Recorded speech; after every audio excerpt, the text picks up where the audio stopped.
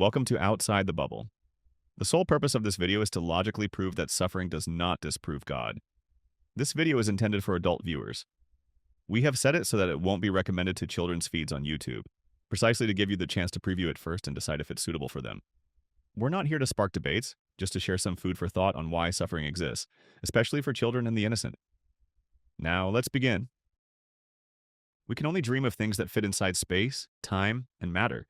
We can dream of things that don't exist, like a pink elephant. But if it did exist, it would still have to exist within space, time, and matter. We're trapped inside a bubble. We can't see outside of it. We can't even imagine outside of it. And the same is true when we imagine things while we're awake. Our imagination never escapes that bubble. Even if we dreamed of ourselves imagining a pink elephant, we'd just be in a bubble inside a bubble, all made from the same ingredients: space, time, and matter. From a scientific standpoint, many researchers suggest that the brain treats dreaming and imagining in very similar ways. So whether we're dreaming or imagining, we're still inside that same bubble. From a scientific standpoint, there was a point when time, space, and matter did not exist. And if that is true, then something was the ultimate cause of their creation. If that ultimate cause was an intelligent designer, then by definition we'll refer to him as God. Since the question we're exploring is why God would allow suffering, and especially in children or the innocent, we have to allow for the sake of the argument that God exists. If we don't, then the entire question becomes meaningless. This video is not intended to prove the existence of God or the Big Bang, but to only say suffering does not disprove God. For this brief moment, if we accept the premise of a God, then we have to recognize something. To create time, space, and matter, he cannot be part of them. He must exist outside of them. And if he created them, then it's logical that he can control them and know every detail within them.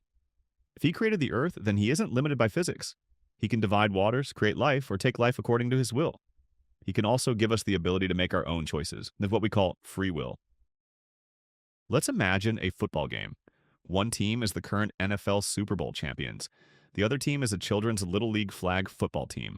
For the sake of the example, both teams are hypnotized and told they must win at all costs. Who do you think wins? The game isn't choreographed, each team has its own game plan, and if you're being intellectually honest, you already know the NFL team wins before the game even starts. But if you refuse to accept the obvious, then this video isn't for you. My advice is simple. Stop watching this video and go waste your time somewhere else. You may have many other facts or reasons that you don't believe in God, and those may be great reasons for you, but the only purpose of this video is to logically prove suffering does not disprove God. Sticking with the premise of a God who knows the outcome of every small and hidden thing, we are not hypnotized, and our lives are not choreographed, but we are stuck in the bubble of time, space, and matter, and we can only think in those terms. If we are driving in a car and come to an intersection, whether we get to go through the green light, run the yellow light, or stop for the red, every variable affects what could have been and sets up the next events. You may be late for work, avoid an accident, or arrive as expected. The car driving too slowly in front of you may have prevented you from an accident that would have occurred if you were traveling at your desired speed. This does not presume predestiny, but it does show that everything is connected and ripples out. These things are not planned, but are variables that continuously alter our lives. God simply knows the outcome even though it was not planned, and our suffering does not disprove God. Now imagine a man who never learned to swim. He always wished he could, but his fear held him back. One day, he faced a moment he never expected. A child was in danger, and he wanted to help, but he knew he couldn't. It left him heartbroken, and he wondered how God could allow something so painful. What he couldn't see was the larger story. The child's parents, who never planned to have another child, eventually welcomed a second.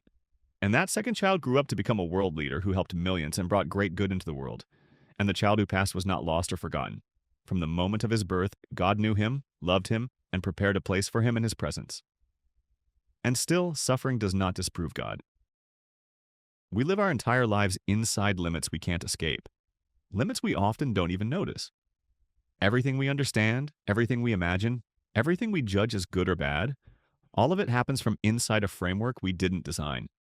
But God isn't confined to that framework. He sees the beginning and the end as one continuous story. We see moments, he sees outcomes, and because we're bound to a narrow viewpoint, events that feel senseless or cruel to us are threads in something far larger, far more purposeful than we have the capacity to grasp. That doesn't make suffering easy. It doesn't make it painless. But it reminds us that our perspective is not the whole picture. If God exists outside the limits that shape us, then his understanding extends beyond what we can ever reach from within them. And from that vantage point, he may allow things we would never choose, not because he is absent, but because his purposes surpass the boundaries of our world and the boundaries of our understanding. You don't have to logically come to a conclusion that there is a God, but logically, suffering does not disprove God. The purpose of this video was not to convince you that there's a God, but to make you realize that if there's not a God, suffering still exists. If there is a God and you decide not to believe in him because you don't like the way he has created the world, that logically does not mean he's not there. If you claim that he's not a moral and good God, then perhaps it's because you're not able to think outside the bubble. Or it's possible that if you accepted that there is a God, then you would also have to accept his conditions and expectations on your life, knowing that in all the randomness of life, there's still a higher purpose. When someone says they reject the idea of God because there is suffering, they are not making a logical statement. They are forming an interpretation. That interpretation may feel personal, but it is often shaped by a broader consensus, a shared cultural understanding of who God is supposed to be. Yet a consensus built on incomplete information, limited vocabulary, or misunderstood definitions can still be wrong. A majority viewpoint does not automatically equal truth.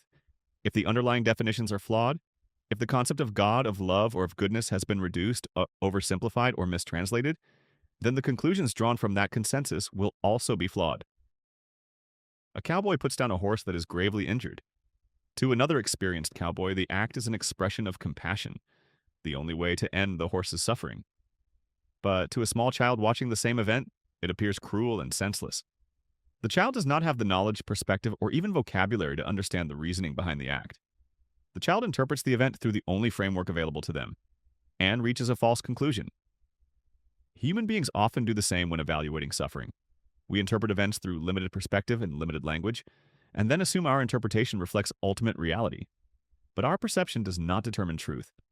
We have already shown that human beings are confined within time, space, and matter. Within those limits, we cannot see or understand anything outside them. Logic requires us to acknowledge that our inability to perceive a purpose does not mean a purpose does not exist. If we accept even the simplest premise, thus, that a creator could exist, then the existence of suffering does not negate that possibility. Whether that creator is loving, indifferent, active, or absent, suffering alone cannot serve as disproof. Rejecting God because of suffering is therefore not a logical argument. It is an expression of dissatisfaction with one's assumptions about what God should be. Personal dislike is not evidence. Interpretation is not proof. Perspective is not truth. Therefore, the only conclusion logic allows is this: the existence of suffering does not disprove the existence of God.